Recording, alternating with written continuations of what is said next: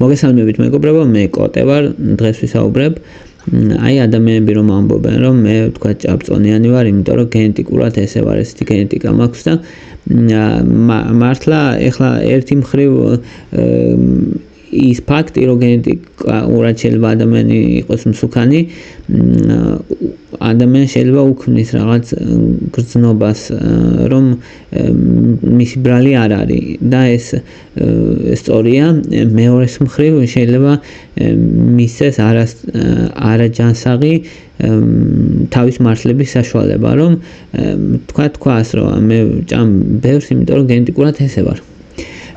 რამდენ სწორია ეს?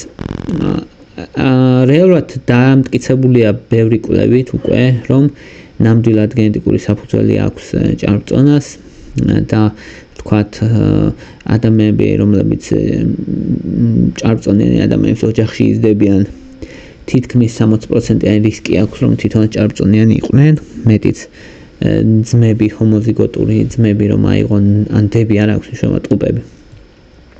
და სხვადასხვაგან გაიზარდნონ, მაღალი ალბათ თითქმის 80%-იანი ალბათობით ერთი თუ ჭარბწონიანი იქნება, მეორეც იქნება. ეს ნამდვილად მიუთითებს იმაზე, რომ გენეტიკური საფუძველი აქვს, მაგრამ მიჩნეულია და ბევრი კვლევა ადასტურებს, რომ ადამიანებისთვის არა გენეტიკა, არამედ გარემო ფაქტორები განსაზღვრავს თითქმის 90% შემთხვევაში. არის რამდენიმე დაავადება, რომლის დროსაც გენეტიკას ძალიან დიდი მნიშვნელობა აქვს. ასეთი დაავადებები არის, მაგალითად MC4R გენის მუტაცია, მელანოკორტინის კორტინის რეცეპტორის მუტაცია, რომელიც იწვევს ძლიერ მადას და შეიძლება გინახიათ კიდევაც ადამიანები, რომლებიც ბავშვობიდან ძალიან ჭარბწონიანები არიან, ბავშვობიდან მსუქნები არიან. ეს ბავშვები ძალიან ჩქარა იმატებენ, აი პატარაობიდანვე, აი 5-6 წლის ასაკში უკვე მსუქნები არიან ეგეთი ბავშვები. დიდობაში ძალიან დიდ წონას აღწევენ და ეს წონა შეიძლება იყოს მათ-თვის 200 კილო და მეტი და ასე. ბევრ შემთხვევაში კიდე მნიშვნელოვნად ჭარბწონიანები არიან ზოგად პოპულაციასთან შედარებით, ან ადვილად გაარჩევ ეგეთ ადამიანებს და ეგეთ ადამიანს თავი არ ახსოვს გამხდარი. ოღონდ ეგეთი ადამიანების რაოდენობა წილი ზოგად სიმსუქნეში არის ძალიან ცოტა, 1-2%. უმეტესად ადამიანი, ვინც მსუქანია, მით უმეტეს უბრალოდ ჭარბწონიანი თუა, უმეტესად გარემო ფაქტორების შედეგია და არა გენეტიკის და გენეტიკით მაინც და მაინც გამართლება ან თავის დამშვიდება ამ შემთხვევაში არ არის სწორი. არსებობს კიდე მეორე მნიშვნელოვანი გენი, რომელსაც ეძახიან FTO გენებს და მაგ გენის მოდიფიკაცია თუ აქვს ადამიანს, მეტი რისკი აქვს ჭარბი წონის.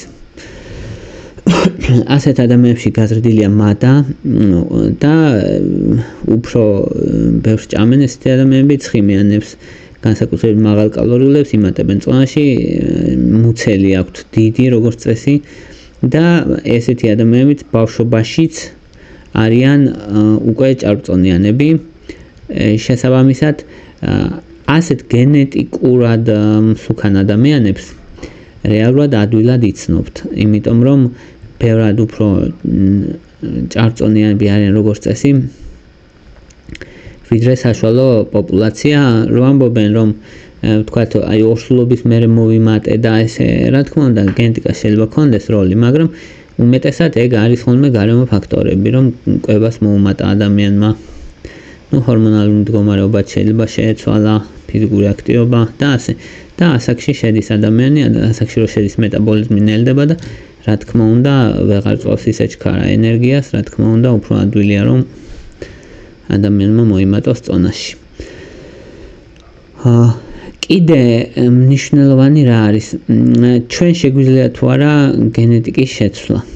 გენეტიკის შეცვლა ან ბუკვალურად არ შეგვიძლია, მაგრამ ეპიგენეტიკას რასაც ეძახიან, ეპიგენეტიკა რომ თქვათ რაღაცა გენები გააქტიურო, რაღაცა გენები გამოითიშოს, ეს შესაძლებელია და კვლევებიც ადასტურებს, რომ მაგალითად თუ კი დედას დაემართა დიაბეტი ორსულობაში, ან გესტაციური დიაბეტი, ასეთ დროს ინსულინის და გლუკოზის დონე მომატებულია და ეს მაღალი გლუკოზა მოქმედებს ნაყოფზე და ნაყოფს მიუხედავად იმისა, ან გენეტიკურად რა მოდიფიკაცია აქვს, მაინც მოქმედებს ისე, რომ ზრდასრულობაში რისკი აქვს მნიშვნელოვანი, რომ იყოს მსუქანი. ანუ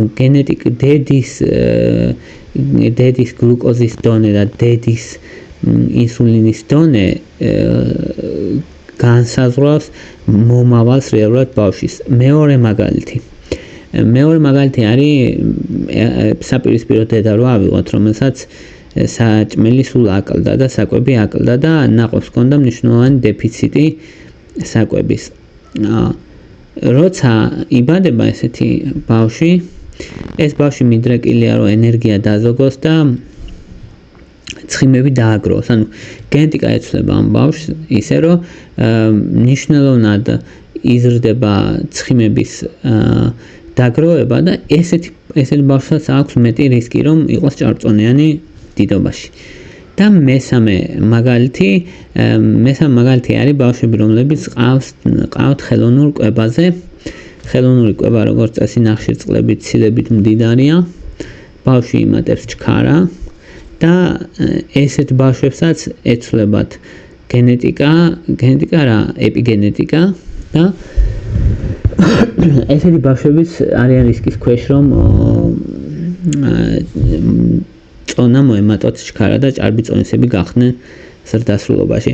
აი ასე შესაძლებელია შეცვლა.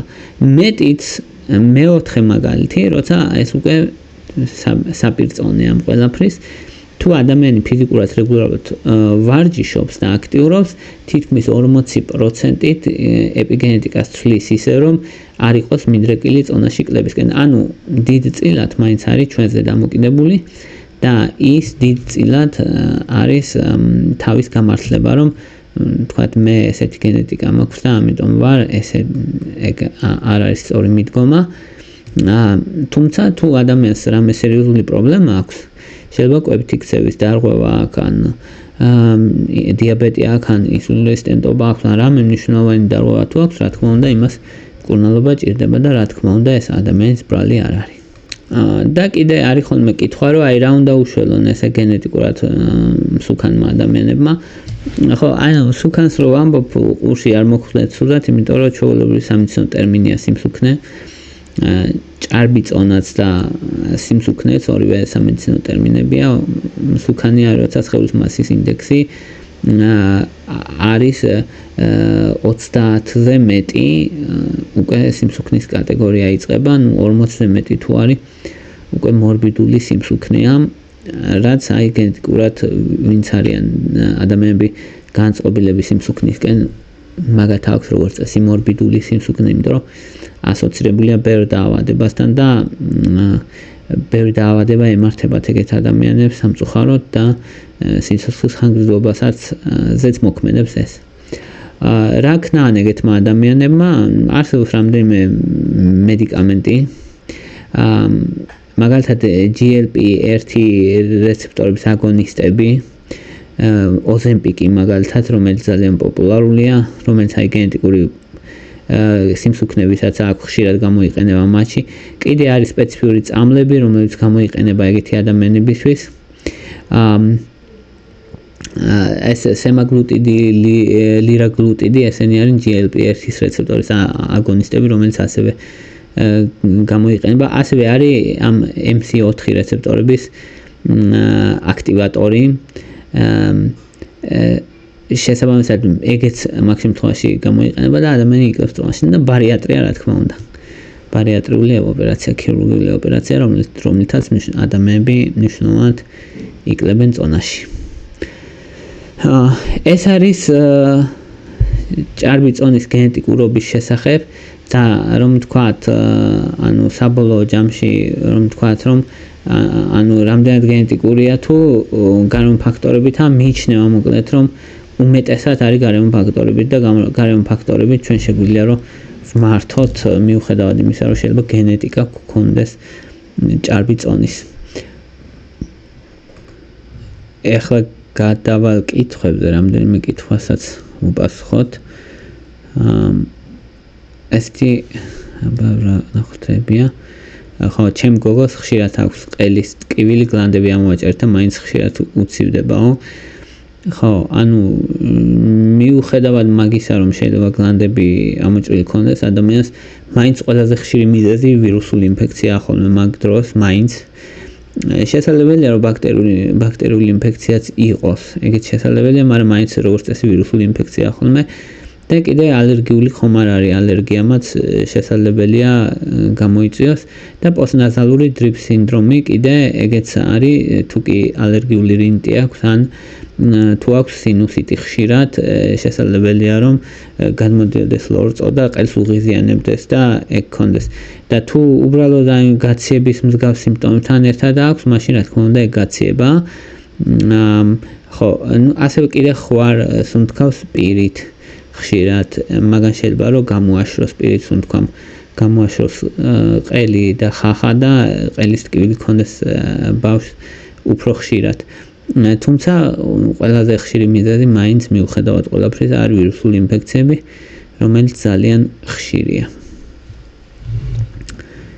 კიდე ერთი კითხვა არის კანის ქავილის მიზეზებზე კანის ქავილს რა იწვევსო კანის ქავილს რამდენიმე მიზეზი შეიძლება ქონდეს ყველაზე ხშირი მშრალი კანია ისე მშრალი კანი განსაკუთრებით ასაკში ისაც გამოშრება კანი და შესაბამისად ბევრ ადამიანს აქვს ეს პრობლემა და მშრალი კანის გამო ასე დროს დამატენიანებლებია გამოსავალი შეიძლება იყოს ეგზემა მაგალითად თუ ადამიანს ეგზემა აქვს მშრალი ქავილი და ანთება ახასიათებს კანის ანთება მაგრამ როგორც წესი არის ბავშვობიდან ექნება ეგზემა ადამიანს და ეხსომება თუ არ არის მაშინ ერთი ვარიანტი არის მშრალი კანი მეორე ვარიანტი არის ალერგია თუ აქვს ადამიანს რამეზე ალერგია შეიძლება ქონდეს ძალიან ბევრ რამეზე ადამიანს მტვერზე ბეწვზე მწერებზე საკვებზე და ნებისმიერ რამე შეიძლება გამოიწვიოს მათ შორის კანზე ალერგია შეიძლება საერთოდ კონტაქტური დერმატიტი იყოს ხო არ გიწევთ რამე შეხება რამესთან რამაც შეიძლება გამოიწვიოს შესაძლებელია მწერის ნაკბენები იყოს და ფსორიაზიც იწვევს ხო კიდე იწვევს რაღაც მუნი და ესეთი ინფექციები მაგრამ ყველაზე ხშირი ან მშრალი კანი იქნება სავარაუდოდ ან ალერგია იქნება სავარაუდოდ თუმცა ეგზემა და ფსორიაზიც არ უნდა გამოირიცხოს და მაგის მიხედვით უნდა ან მარტო ან მხოლოდ კანის ქავილი ძალიან ზოგადი სიმპტომია და ამიტომ მე რაც გითხარით ეგ არის ტოპ მიზეზები ყველაზე ხშირი მიზეზები შეიძლება სხვა რამებმაც გამოიწვიოს იშვიათმა მიზეზებმა შემდეგი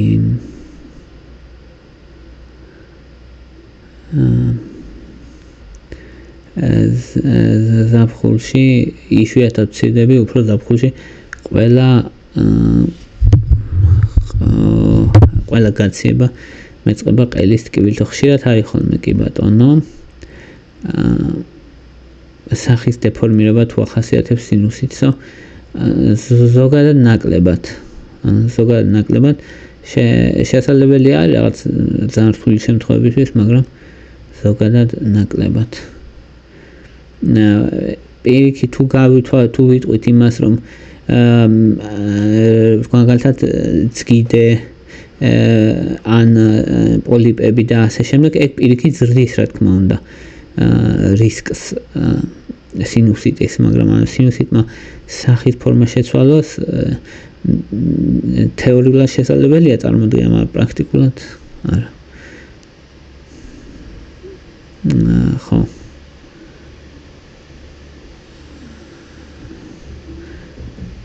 შემდეგი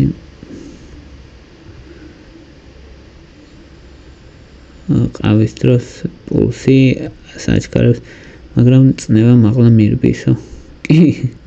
კი ბატონო, ყავამ ზოგ ადამიანთან იცის წნევის მომატება, მაგრამ ზოგ შემთხვევაში არ მატულობს წნევა, გააჩნია ადამიანს. ხერხემლის დიაქარზე ოპერაციის მერე როგორ ვიცხოვროთო? ხო, ანუ ექიმის მიერ იქნება შეზღუდვები, რომელსაც მოგცემდათ, ანუ აქტივობის შეზღუდვები, აი მაგალითად გადახრა მძიმეების არაწევა და ასე შემდეგ, მაგას უნდა მიყვეთ, რა თქმა უნდა, ნელ-ნელა ფიზიოთერაპიები, ჯანსაღი კვება და წონა უნდა იყოს ნაკლები, ან წონაში კლება კიდე ნელ-ნელა, რა თქმა უნდა, ეტაპობრივად ჯანსაღი კვების ფონზე.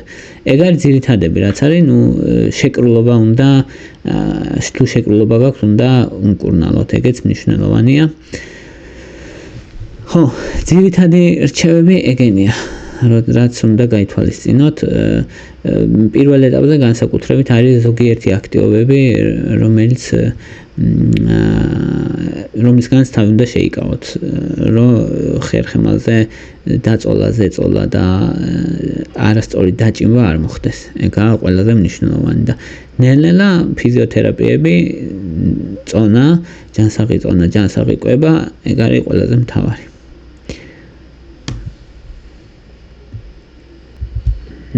შემდეგი საკითხი არის ალკოჰოლის მიღებისას შეგიძლია ალერგიაზე რომ მოგივყეო. ალბათ თქვენ გულისხმობთ ალკოჰოლის აუტანლობას, ხო? თუ ფიზიკურ ალერგიას გულისხმობთ, თუ პირდაპირ გაგებით ალერგიას გულისხმობთ, შესაძლებელია ეგეც უბრალოდ ჩვეულებრივი ალერგიაა.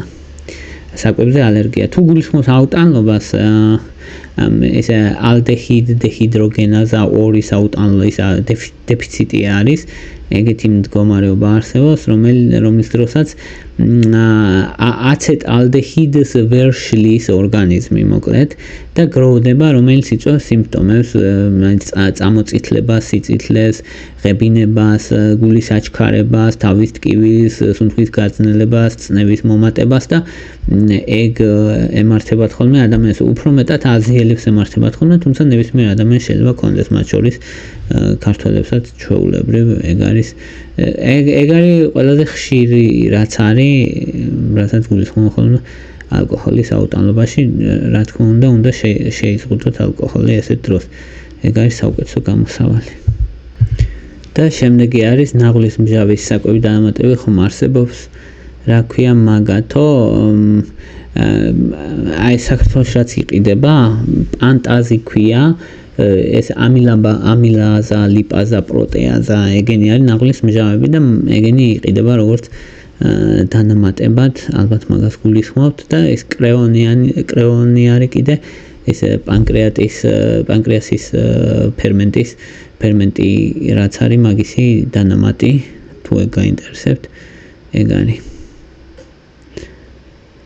ხო. მოკლედ ეს იყო.